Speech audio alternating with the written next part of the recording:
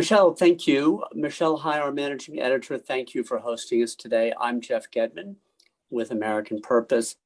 This program is a gem. It's a tool. I've been looking forward to it since the moment it was announced.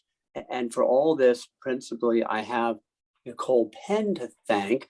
Nicole with American Enterprise Institute in Washington. Nicole as a member of the American Purpose editorial board, and Nicole kindly as today our moderator and leader of the conversation. She gets the honors of, has the honor to introduce our two distinguished guests. Nicole, over to you and welcome to everybody. Thank you, Jeff, so much for that kind introduction, and to American Purpose for hosting this conversation. My name is Nicole Penn. I am a program manager for social, cultural, and constitutional studies at the American Enterprise Institute, but I'm also a member of the editorial board here at American Purpose. So one of the few things that I allowed myself to do during, the depths of the early days of the pandemic was to go to a museum. Museums were hit hard, like many other, tourist-focused institutions during the pandemic, but there was something very calming that even, if I wasn't allowed to go into the galleries, even just walking around the space was something that I found very restorative and important for reflection when we were in the depths of many transformative conversations over the course of 2020. And particularly as we, as the public discourse was beginning to enter a rather rancorous phase.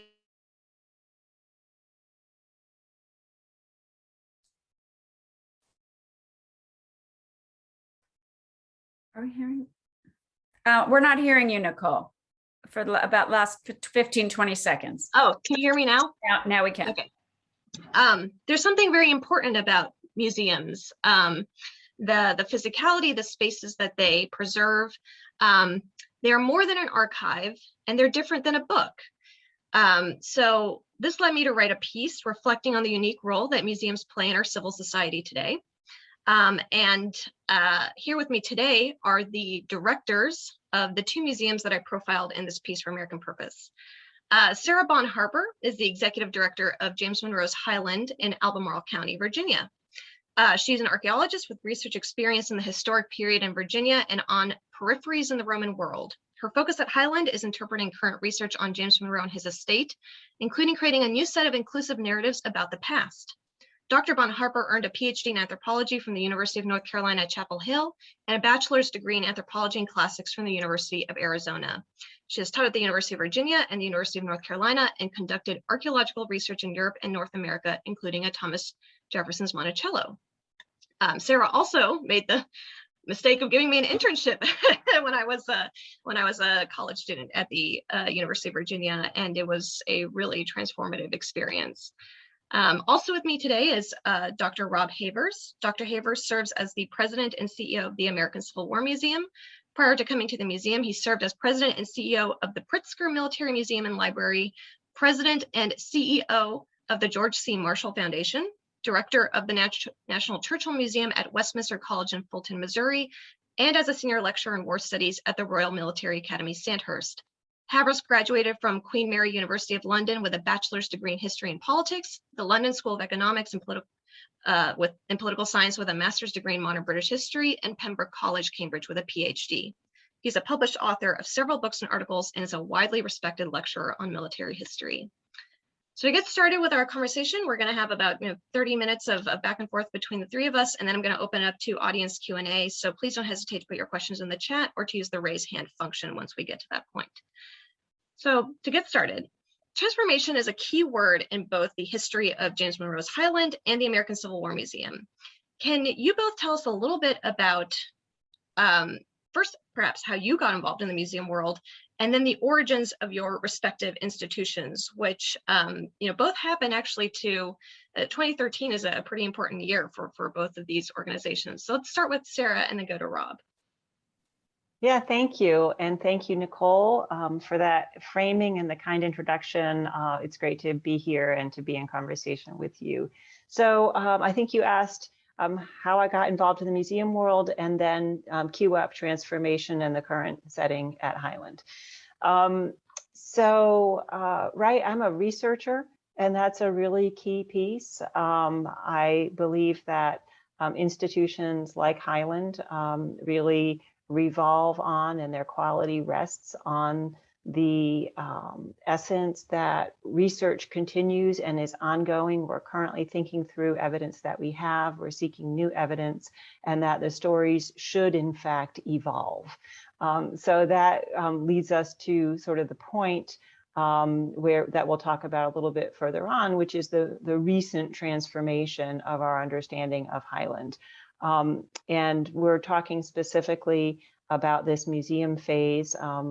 Highland is a part of William and Mary, a discontiguous campus of William and Mary in Williamsburg. We're here 120 miles up Route 64 in Central Virginia, but we're a part of that broader initiative and public history through William and Mary.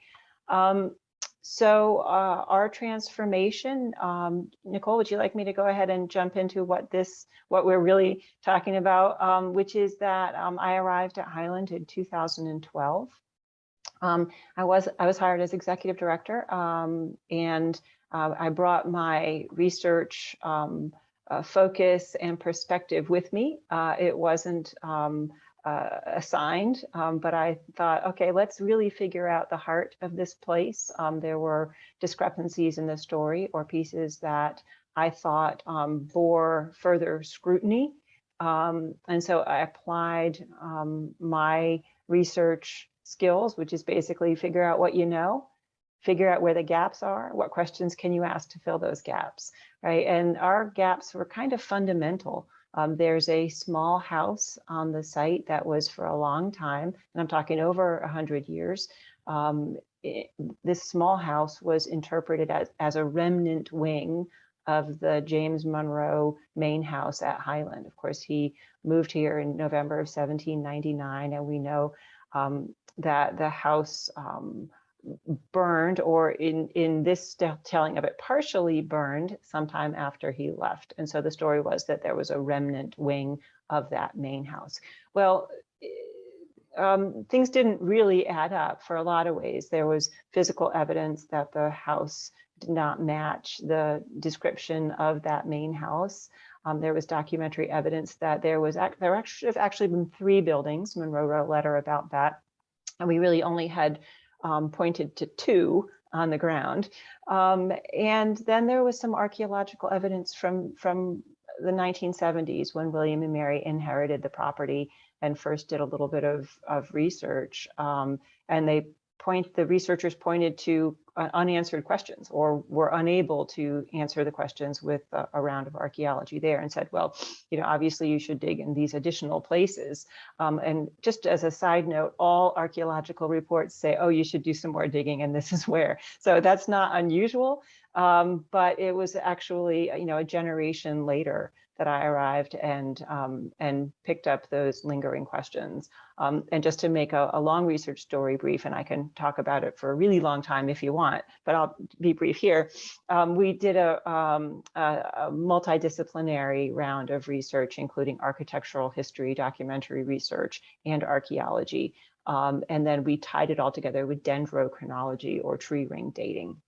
And so what we concluded was that the standing house was its own standalone, detached guest house that 2 enslaved men, whose names we have since uncovered, Peter Mallory and George Williams, constructed that house. And then the main house that Monroe and his family occupied from 1799 on was completely destroyed, and we have the archaeological remains, and we continue to do public archaeology there, and there's a lot more to discover. So that's the essence, and that really started off this transformative period of reinterpretation. It was the perfect moment then to look at all of our stories, of course, add a real sense of diversity with the voices that have been forgotten here, as in other places. And we have just completed phase 1 of our reinterpretation, that is, of the interiors of the remnant detached guest house. So that's the summary, and I'm sure that you can ask me about the parts I glossed over. Thank you so much for that, Sarah. And when I was an intern, this was 2014. This was still, the process was just beginning. And I remember watching Sarah and an archaeological PhD student, poking around in these corners of this very strange house that is an amalgamation of various different periods, and just feeling like, wow, something big is happening here. But let's move to Rob. The American Civil War Museum is the creation of several different sites. Can you give us some background on the creation of the American Civil War Museum and of course, how you got involved in the museum world in the first place? I can, Nicole, and a very good morning to you all. Let me begin with how I got involved in the museum world, and it was rather happenstance and somewhat fortuitous. I'd been a senior lecturer in war studies at the Royal Military Academy at Sandhurst in the UK, which is analogous to West Point, in that the British Army brings civilians in one end, turns out junior officers at the other. So happily teaching war studies, and got a Fulbright visiting professorship to come to the United States for 1 year. And it happened to be tenable at Westminster College in Folsom, Missouri, where Churchill delivered the Iron Curtain Address in 1946. And as I was leaving, or about to leave to resume my sort of academic career in the UK, the then president of the college, who was a retired general, so we'd talked army stuff during my time there, he said, well, we've got a Churchill Museum here and the Churchill Institute. Are you interested in staying on, continuing to teach history, but in a more public vein, and helping us think about what this exhibition should look like? And this was 2004, look like for the 21st century, because they'd had a museum exhibition that was quite impressive, but it was very traditional portrayal of Winston Churchill. And even in my academic teaching, I always tried to develop little devices that conveyed some of the big historical questions or the methodology in a little, as I thought at the time, in a little more engaging fashion.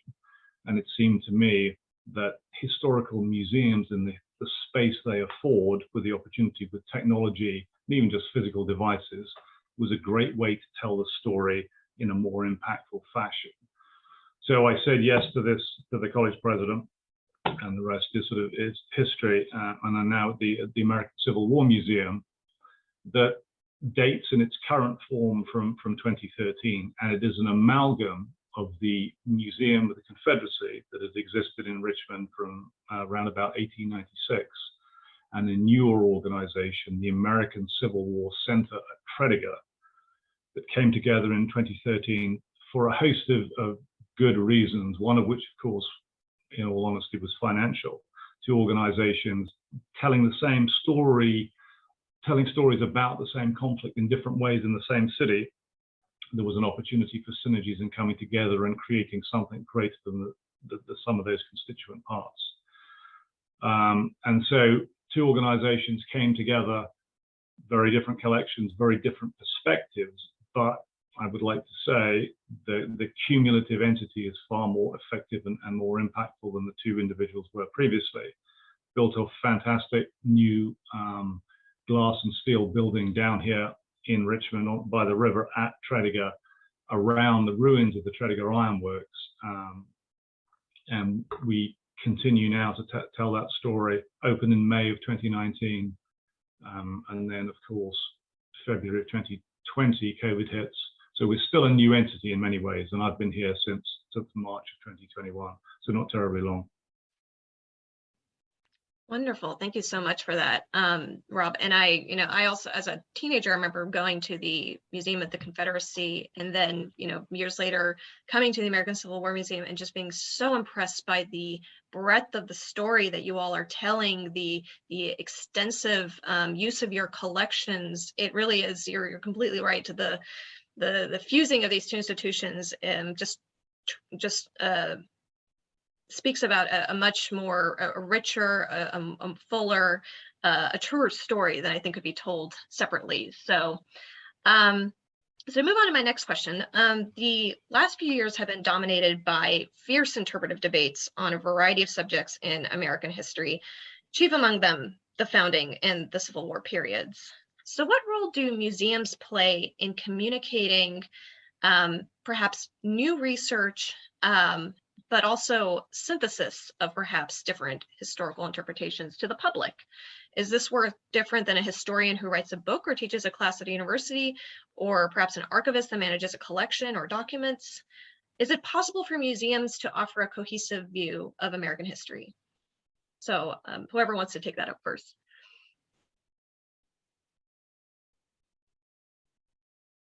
I don't know if maybe this time we'll ask Rob to go first. Yeah, thank you. I was letting Sarah jump in, but I'm happy to jump in. Yeah, I mean, this is a fascinating question, isn't it? So I've been here since March of 2021. One of my roles working for Colonel Pritzker in Chicago, in addition to managing the museum and library there, was serving on the Pritzker Military Foundation board and traveling around the country, looking at other organizations that were in receipt of financial support from Colonel Pritzker's foundation, charitable arm. On one of those visits, I came to Richmond and came to the American Civil War Museum not long after it had opened. And I was really very impressed. I was impressed by the physical site and the way in which the story was recognizable, the American Civil War story, but it was different somehow. And the museum and the permanent exhibition at People's Contest really does challenge your preconceptions. And they began really by colorizing photographs from the 19th century. And Nicole, you've been here, they're very visible. So you have colorized pictures of Harriet Tubman, Frederick Douglass, Jefferson Davis. And for a war that most people understand and a time period in black and white, this was very interesting. And that really began that idea of grounded in the new mission, which is telling the Civil War story from multiple perspectives: the African-American story, free and enslaved, the Union story, the Confederate story, the women's story, and telling it from a sort of people-centric perspective. And I think a lot of this can be done in the academic environment, but it's far more complex and far more difficult. And so the space, and as I alluded to earlier, the different kind of devices you can bring to telling that story, the museum space, and especially what we have here, really do facilitate a deeper engagement with that. And I think in terms of evolving historical perspectives, scholars are always going to be working steadily away on different parts of history. New evidence emerges, unpublished sources come to light. And history is an ongoing and evolutionary process. The distillation of that can be difficult. Every one of us is familiar, I'm sure, with a stack of 50 books they're meant to read for some history class. How do you distill that down? How do you make it accessible and engaging? And I think an exhibition at an institution like ours, certainly, and many others do an equally good job, is one way of engaging with a broader public. And certainly I'd always been interested in, I discovered that my love was history, not necessarily the teaching of history in an academic sense, but the teaching of it to as many people as possible. And I think a museum space does that very effectively. I'll let Sarah have a crack at that. Yeah, thank you. And I appreciate that, getting us more than halfway there. I come to this question with the idea, and this is an idea that I was thinking about and teaching about before I took this position at Highland. The idea is that we take historical or data-driven, is thinking of archaeology, narratives, and those of us doing the research create versions of those narratives based on the same data for different audiences, right? So you think of the academics book, you think of the syllabus list of books, you think of a film, whether it's a popular one or an academic one or a documentary, a museum exhibit. All of these are different iterations of the research knowledge that is a basis of understanding of the past. And that's one of the things that I'm most interested in exploring and experimenting with, is how do we take the same information, right? The same concepts, the same themes, and present it in ways that make it accessible or available to different audiences. And I think this is a really important piece, especially in our world that is so complex, right? Academic writing is no longer, and I mean no longer like the last 100 years, no longer, the kind of writing that a layperson would necessarily want to pick up and read, much less have the very esoteric vocabulary to penetrate. So I think that museums, history museums right now create a space for the public consumption of important knowledge that is continually being generated, as we've said. And we kind of have a responsibility to keep up with current questions, current scholarship, and to continually evolve, but to create narratives that have the same essential content as those scholarly books and classrooms and so forth, but ones that use everybody else's vocabulary, right? And so I think that's where I really enter the interesting question of how to create cohesive views. I might not say a cohesive view, but cohesive views. There have to be multiple, there have to be subsets, right? We can't do just all of even any given topic in American history, but we can create cohesive versions where people can see the same concepts that are being thought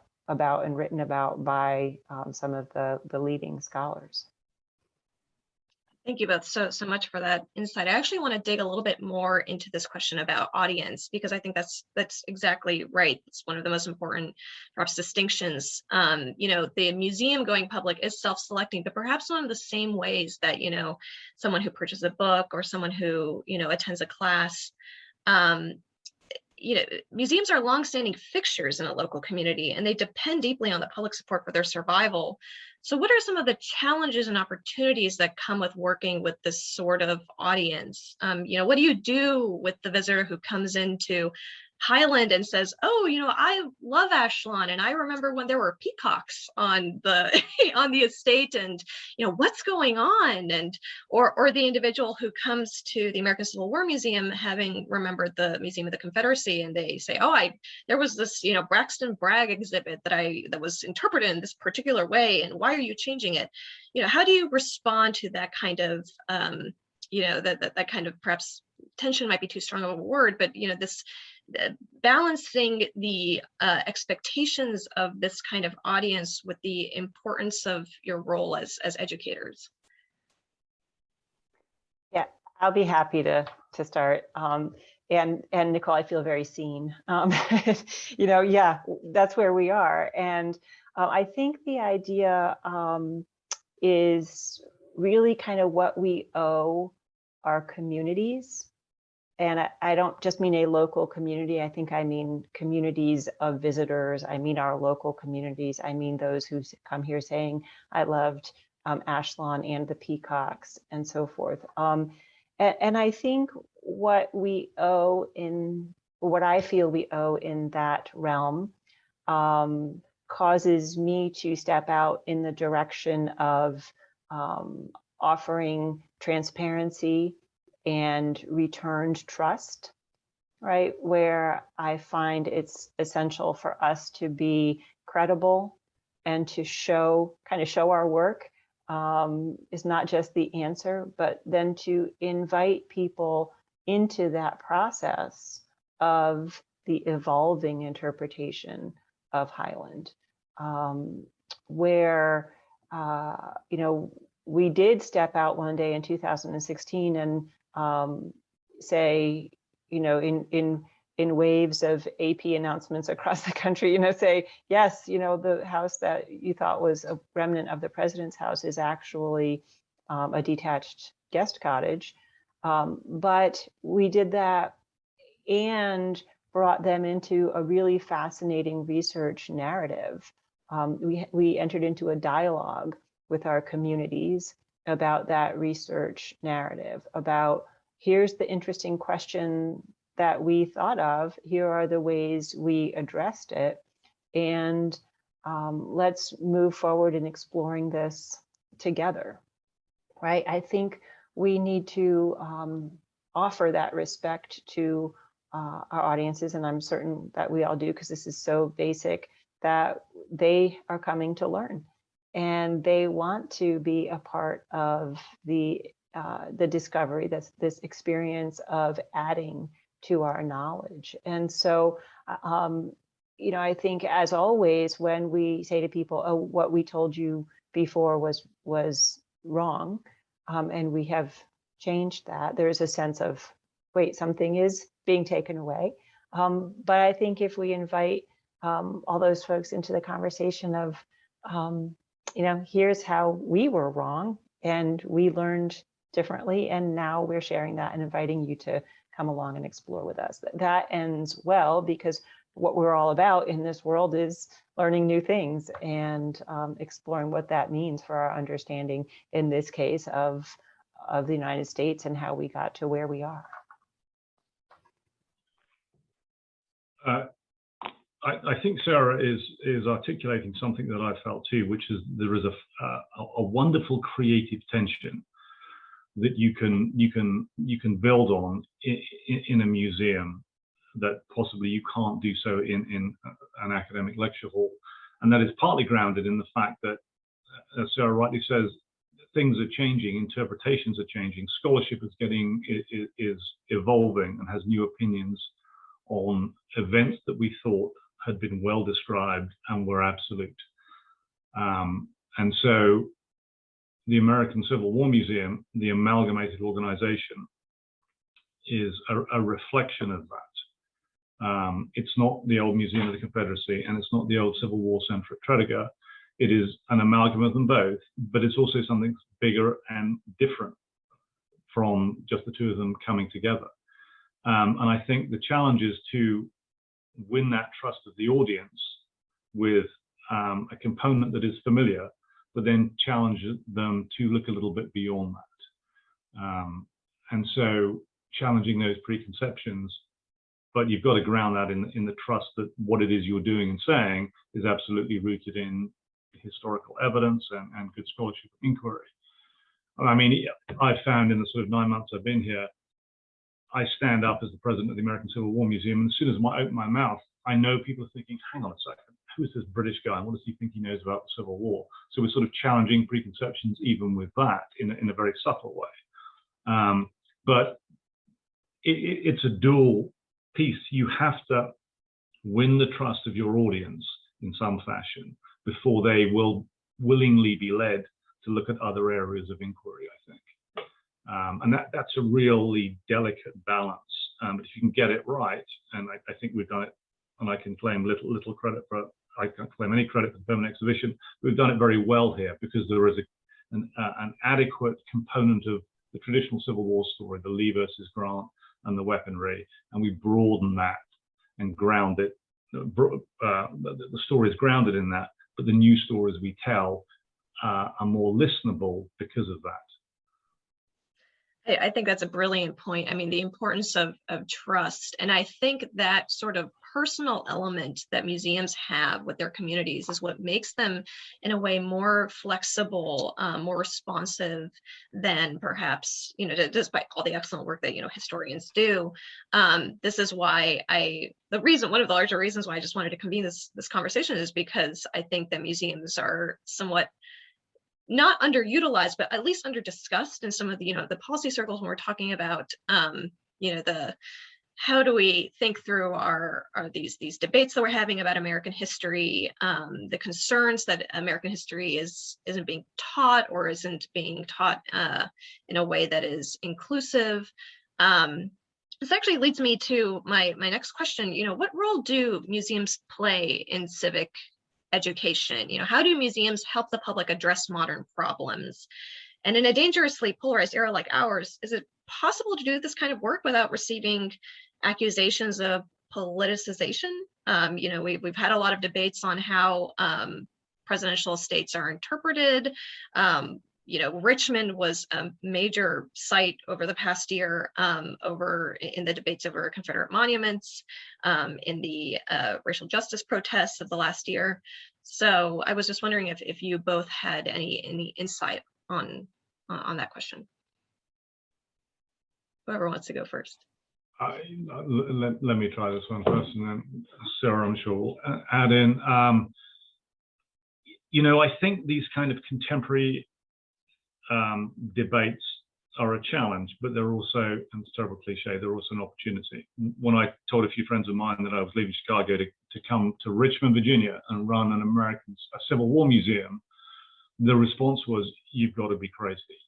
Why on earth would you do that?" Had I said I'm off to run the World War I museum in Kansas City, they'd have probably said, "Okay, have fun with that."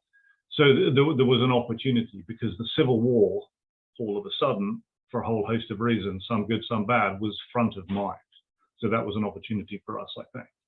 The statues on Monument Avenue that were the subject of protest and eventually came down, they were not statues of generals from World War II, they were statues from the Civil War.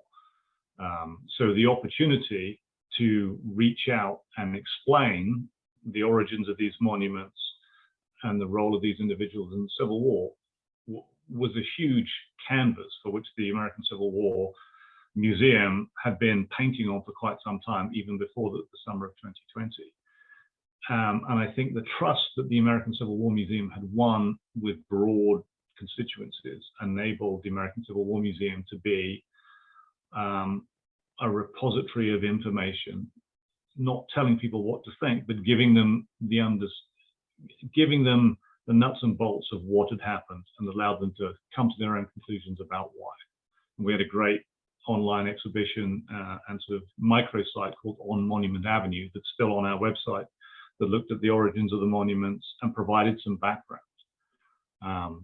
And in my experience, and I've run a few different history museums looking at different time periods, any kind of connectivity that you can make with the present and the past, not the past in terms of the present, obviously that's anachronism and anathema to any sort of professional historians, but demonstrating how it is where we got to today, grounded in the past, is a win. And the opportunity that, for all the dreadful things that happened in 2021, the opportunity that offered for a Civil War museum was just tremendous. And I'd like to think we did a good job of capitalizing on that.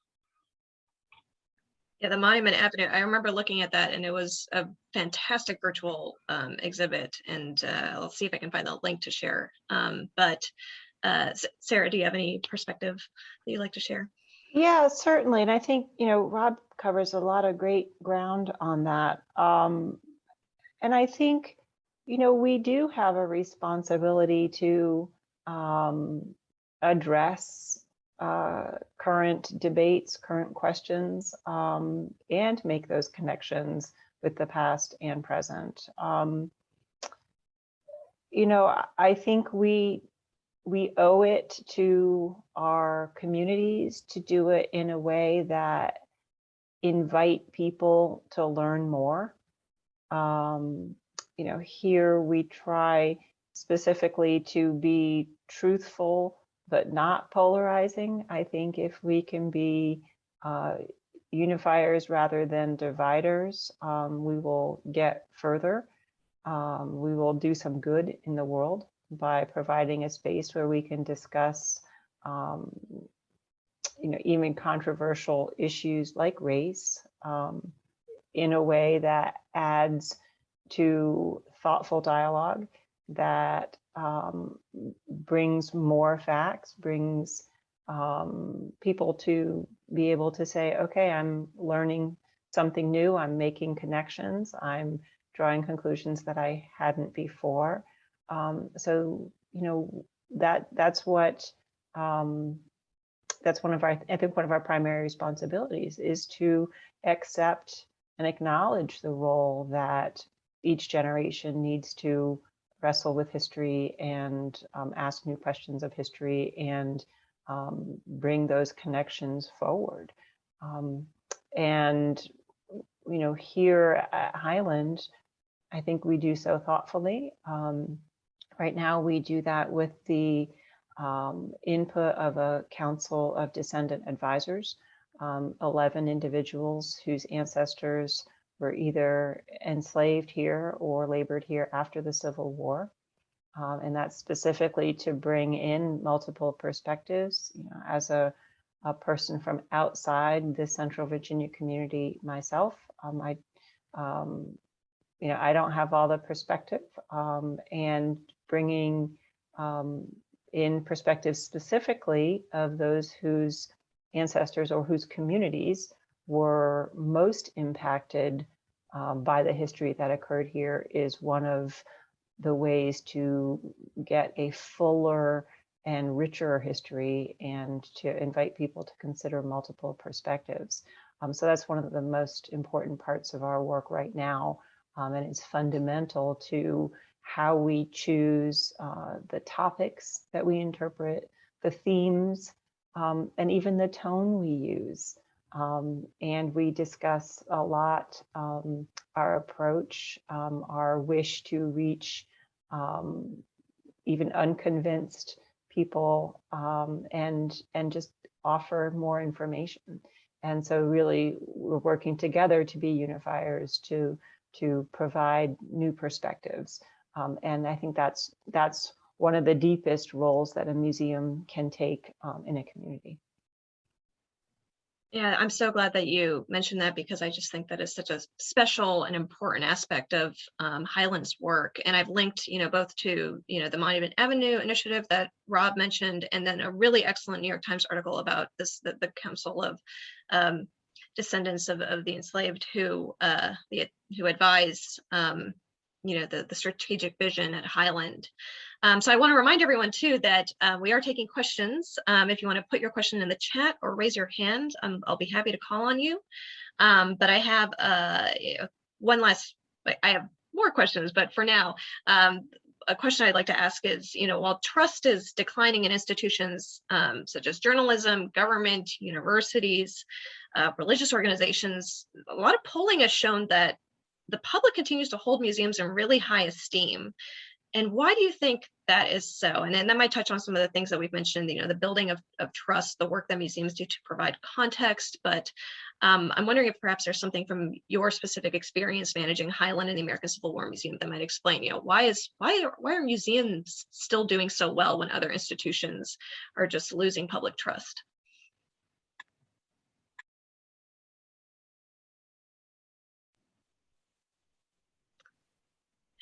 Yeah, I can talk about that. And I think, you know, I guess I want to first call out, Nicole, something you said in your introduction, which is that museums are more than an archive and different from a book. And I really like that. I think that points to the collective part of what we do, that community role again. And I think, you know, that relationship, Rob talked about this too, the sense of establishing trust. For me, it's showing your work. For others, it could also be recognizing the multiple viewpoints that come to the table and not assuming that everyone already thinks the way you do. So, you know, there's plenty to trust about the other institutions. Yes, I also see the work on museums are most trusted, and I think we carry that with responsibility, and it comes down to that transparency, that trust, that trying to bring people together to share ideas and grow in collective understanding, which is part of that community portion. You know, that's a very good question, and I don't have a great answer. If I did, I would be bottling it and selling it. But it is fundamental to the success of these cultural organizations. I think, as Sarah just said, and I commented, I think it's grounded in part in being seen willingly to ask difficult questions and be honest about the answers, even if you don't have the answers, being seen to be willing to try and find But I think that trust, hard won, can be quite easily lost. I also think there is some deeper, and I have absolutely no evidence for this, and it's all anecdote, but there is some comfort people take from seeing old stuff that stood the test of time and provide some sort of concrete anchor in a world that is buffeted by change and you know what, seeing something that is 2,000 years old in a museum suggests a solidity and a permanency, which we all know isn't really true. But I think psyche plays a trick on us, and it allows us to think there is a degree of permanence to our existence, and a museum seems emblematic of that. Roll in the teaching element and the conveying of scholarship and the willingness to ask those questions. I think it's a combination of those things. And museums do not seem to be self-serving. Obviously, we have to fund our operations and get people through the door. And if no one's coming, that's a pretty big flag that you're not doing a very good job. I think it's a combination of all those different things, and it really is a balancing act. You know, if you have the trust of your constituency or want to win new constituencies, you can push that boundary a little further. But you often have to be very mindful about going too far and losing, and because you risk losing that trust. That's a bit of a rambling response, but I think it's some distillation of all of those things.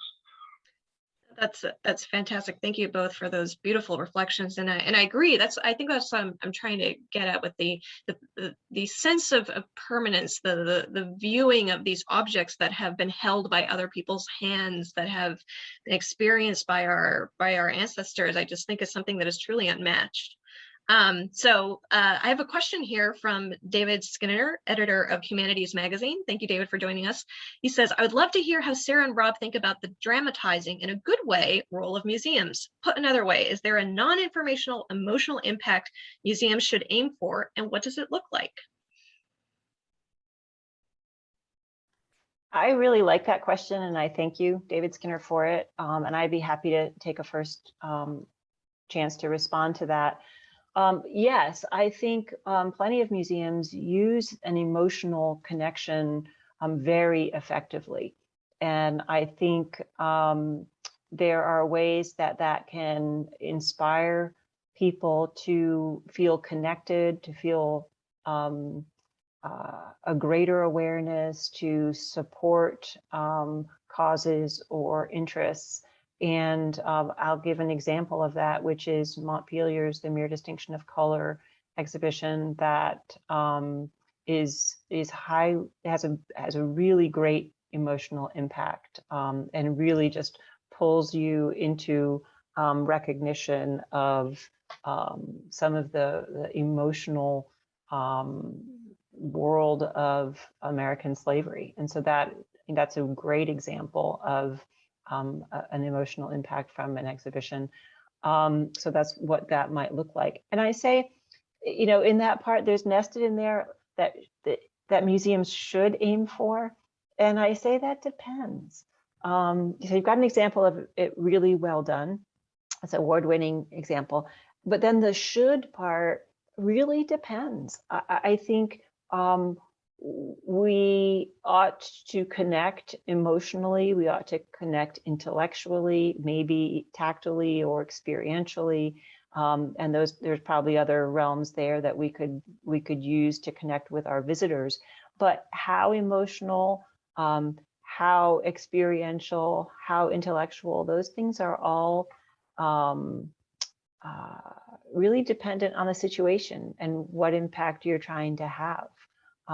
In our phase 1 reinterpretation, that is the interiors of the standing guest house, we have woven the discussion of slavery into discussion of the presidency, the discussion of Highland as a place. We don't have a separate slavery exhibition, but it's very much a part. And we've chosen to, there are a couple sort of emotionally intense sections, but for the most part, we have chosen to go the more intellectual route and offer narratives and asking people to kind of look over our shoulders as researchers. And we've just chosen a different path. And I think it just depends on what your situation is, what part of your museum you're working on, what you want from your audience. But certainly that's part of how we connect with people, is through emotion. So I don't have an answer on the should part, and I think it's really situationally dependent, but I think for an emotionally impactful museum exhibition, you can look no further than Montpelier, at least discussing American slavery. I'll try and give a quick addendum to that.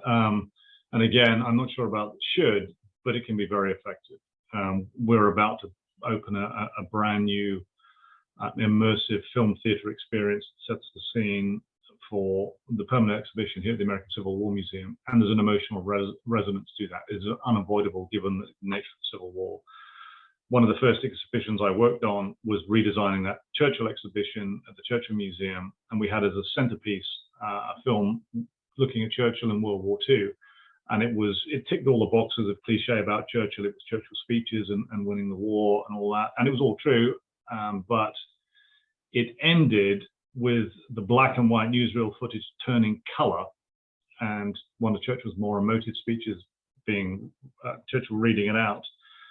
And the audience, is sobbing with victory. And then the screen goes black and it said, 3 months after the end of World War II, the British hold a general election.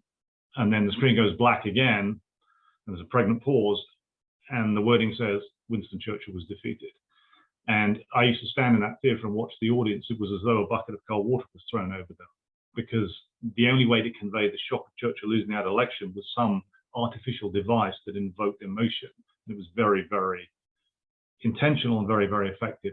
Everybody came out of that wanting to know and find out more detail about how it was that Churchill, having won the war, it seemed, could lose the election and lose the peace. So that was one of the things that people remembered about the exhibition and told their friends about, and it brought them in. And there was a lot more there, but that deliberate emotional device and the use of film was just very impactful. And we all watch YouTube and watch TikToks, and some of us, and you can see how people are looking to that sort of deployment of technology in their spare time. They're going to expect those sort of things in a museum space. And museums and the exhibitions we curate and put together are reflections of the society we intend to serve or try and serve, inevitably. Thank you both so much for those incredibly thoughtful answers. I'm reminded, Robin, you talking about this this film, something that I always do when I'm in Philadelphia is I go to the Museum of the American Revolution, and they have this exhibit where it's like a theater experience where you get to see Washington's war tent. And they preface this with like a 10, maybe 5 to 10 minute film and it's beautifully shot. And then as the film progresses, there's different layers of the stage that are being lifted until you finally get to Washington's tent. And when they finally get to the point and like, this is where he, where he slept, where he struggled, where he whatever, it borders on the verge, like ever so slightly on the verge of being overly saccharine, but I swear it gets me every time. I start, involuntarily eye leaking because it's just so beautiful, and it's so, I don't know, there's a value to that. I definitely think, if I might offer a should, but it has to be balanced out with, the rest of the museum, which offers all of this great information and context. And but that's something that always makes me return to the Americans, and I insist on doing it every time, even though my fiance will be like, you're just going to cry at this again, and I'm like, yes, that's the point. But I'd love to get someone else in here. Matilda Fasting has her hand raised. Matilda, would you like to ask your question? Yes, please. Thank you. I have been thinking a little bit about, you're talking about emotions, and I'm thinking about politics and museums, because what you are saying here, I'm living in Norway, and I'm far away from this history that you are showing in your museums, and unfortunately haven't been to those museums. But I'm thinking about 2 examples that I remember well. The first was that I visited a couple of years ago the first exhibition that they had about Adolf Hitler in Berlin. And that was many, many years after the war, many years after he was dead. It was like 50 even 60 years. It was something that they couldn't do before they eventually did it. And it was a lot of debate about that. It was obviously very, very difficult to tackle, to do an exhibition of something that was so difficult politically and also, of course, historically.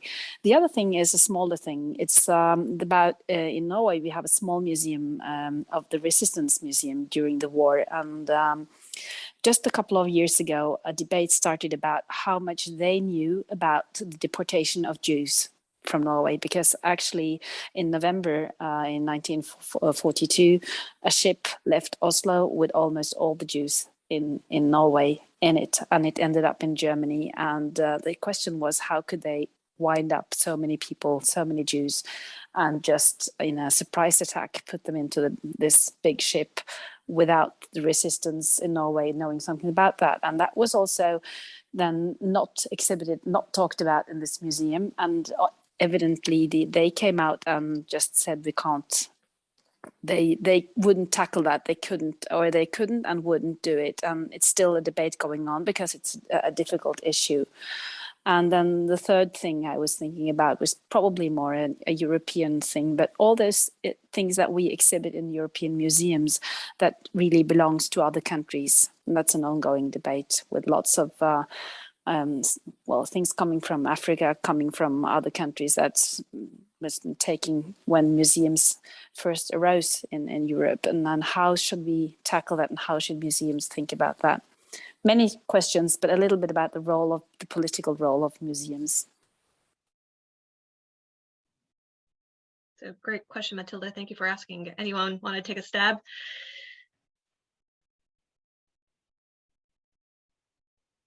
Sarah, you want to speak? Matilda, I think you're saying, could and should museums wade into very difficult historical and political questions? Yes, I think they should. I haven't been to the museum that looks at presumably the rise of Hitler and Nazism in Germany. I'd be very interested to see what it is they're saying and how they're saying it. I think there is probably a historical perspective. There's always a perspective that comes with time. And museums should always be willing to confront these difficult issues. To do it in a fashion that doesn't provide a new opportunity for we'll call it the unpleasant sentiments to rise again, but to do so in a neutral fashion, possibly as a warning. I mean, a lot of museums think about that. But I don't think we should ever shy away from those kind of things, but it can be time, and looking back after a longer period can often be the way to go. I mean, there used to be a sort of adage or throwaway comment that journalism is the first draft of history. I don't think museums can necessarily claim to be the first draft of history, but there is some sense in which they are the first draft of presenting history to the wider public. So again, it comes back to that great responsibility that museums have to take their subject matter extremely seriously and consider what the implications are. That's as much as I've got on that one, I think, Sarah. Yeah, no, I agree. And I think there is that responsibility for careful analysis, contextual awareness, and again, that trust with community, and that thinking about who your communities are. But museums definitely have a role there in creating and sharing narratives that the public should know, that should be there for people. So I think, Rob, I just support your answer. Thank you both so much. Let's go to a question from Fritz Heinzen. He would love to hear what both Sarah and Rob think are the best 4 or 5 museums in Europe and in the US at presenting history. So I don't know, whatever museums come to mind for either of the two, besides obviously your own institutions.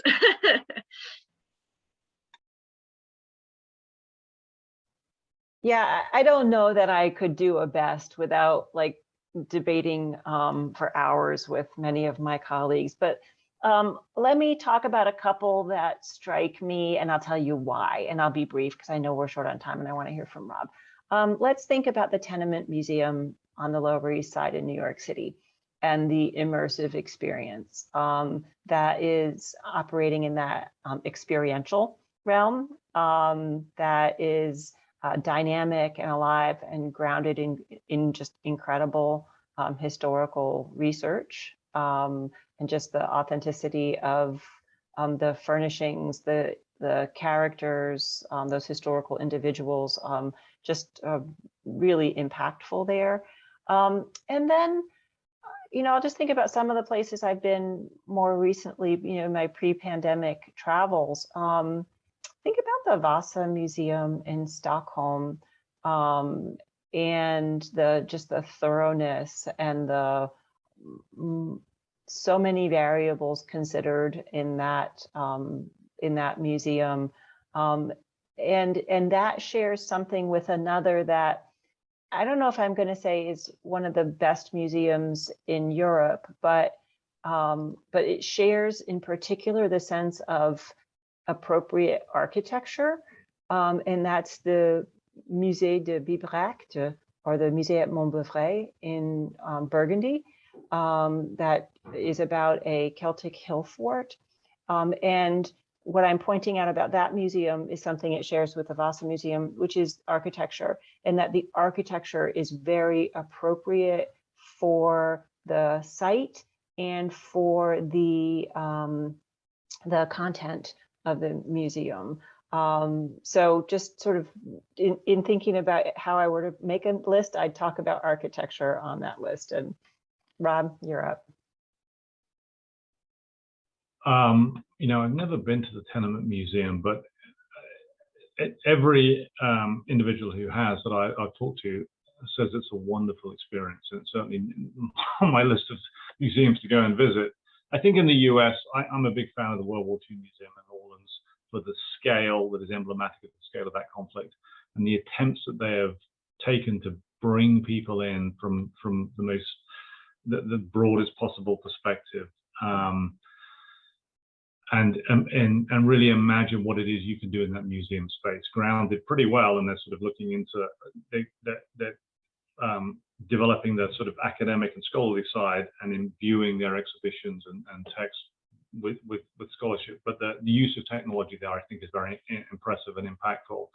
In Europe, I'm also a big fan of the Imperial War Museum in London, somewhere I used to visit very, very frequently as a kid.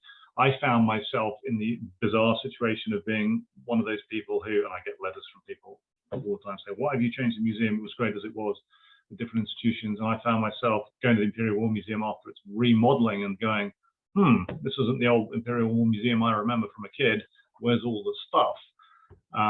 And what that was really speaking to was that once upon people, 30 years after I was going as a kid, the knowledge of the weapons deployed in World War II is less pervasive. And so you need greater interpretation about what is there and where it came from and how it was employed. Whereas once upon a time, it was simply enough to see the tank because you knew exactly what it was used for and when it was used. So that kind of speaks to how museums do need to evolve to reflect the society in which they serve. Thank you both so much. I know in the last, and I'm going to ask this, 15 seconds, just for both of you, what is an upcoming exhibit at your own institutions that you're most excited about? I'll take that as a lightning round question. We are about to launch phase 2 reinterpretation of Highland, where the rest of our site spaces will receive professional treatment and new exhibitions, again, weaving together the multivocal stories of Highland, and I'm super excited about it. As I alluded earlier, we are about to open our, and I say about in early spring 2022, our immersive theatre that provides an introduction to our main exhibition, a People's Contest, which we're very much looking forward to. 12.5-minute film that it deploys artifacts from our collection and from some of our partner organizations' collections, and creates, we believe, that emotional connection with the American Civil War and the multiple perspectives that we endeavor to try and convey. So that's what we're focusing on at the moment.